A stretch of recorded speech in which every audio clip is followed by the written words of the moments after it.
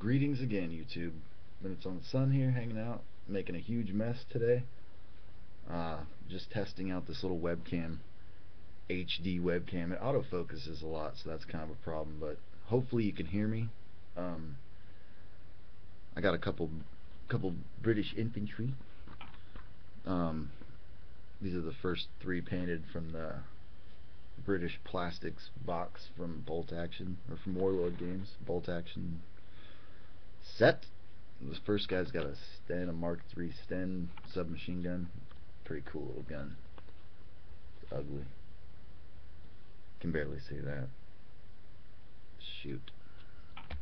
And then a Thompson submachine gun. A Tommy with the Tommy.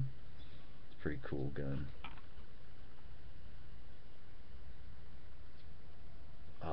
Look at that. It autofocuses every 3 seconds. Sucks. And then a Lee Enfield rifle.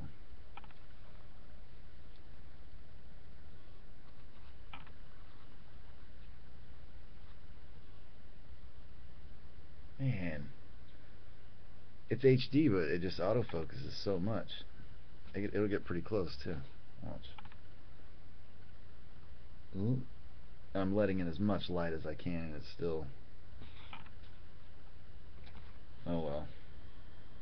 That's not what I'm here to show you today. Today, I am making some 28mm Bocage Hedgerows.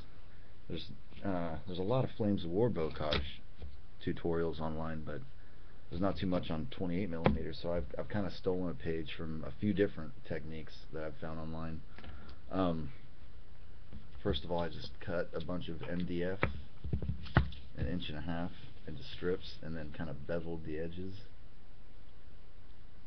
just like that. And then some cardboard to bulk it up. We can't get foam in California. Sucks. I'm pretty limited to what I could build with because we can't get to blue and pink foam here. I mean, there's a few places you can get it, but it's tricky to find. So I just use cardboard to bulk up a lot of stuff. So yeah, this is the first step. Just gluing. This is just PVA glued onto the MDF. And then the next step is to take this stuff, Flexol, flexible all-purpose filler. And this stuff is kind of just like a joint compound for walls, but it doesn't set hard, solid. It always bends and flexes a little bit, which is kind of good for warping, because pieces, if they warp up, you can bend them back into shape, and the stuff doesn't crack. I haven't had it crack yet. So Flexol. It's almost like a joint compound with PVA glue in it. It kind of smells like PVA glue. If you get it on your fingers, you can like roll it up into little boogers like PVA glue does. You know, it's kind of the same qualities in this stuff. It's awesome. So what I do with that is let me find a good piece here. I just wait till it focuses and just smear it all down the sides, and then before it dries, because it dries pretty quick. That's what another thing I like about it. It dries a lot faster than regular drywall compound. I got some Aquarium Stones. This is just it's really stupid to buy rocks when you could just go outside and pick rocks up off the ground, but these kind of give you a consistent type of rock and size of rock that I was kind of wanting, and these worked out pretty good. So you just kind of sprinkle them on there, and then before it dries you just kind of smash them down, and then I use a wet paintbrush, this one in particular. It's kind of blown out, and so I kind of wet the paintbrush and do this, and it smashes the rocks in and gives it kind of a rough texture to the Flexol stuff. Okay, you do that on both sides, and then the ends are flat, so they'll meet up, because it's going to be a modular, you know, like that. So you have this, and this will dry completely hard in about, I don't know, 3 hours or so, and you can immediately start working on the next step. And the next thing I do is paint Wait, I can't find a good piece. Oh yeah, I'm really prepared for this video. Shoot. Well, anyway, the next thing after is to paint the rocks. I paint the whole thing dark gray, and then dry brush it with a lighter gray, and then paint the rest of it green. What you see green will be covered with the flocking stuff. So, and also what's his name? Damn it, Sean Morris, the terrain guy, uses the wire to kind of bulk up the bush.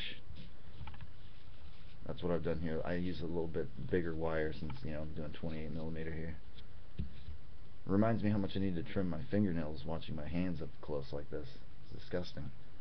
Anyway, it's just hot glued to the top. Oh, that autofocus is pissing me off. I guess I need to just sit still a little more.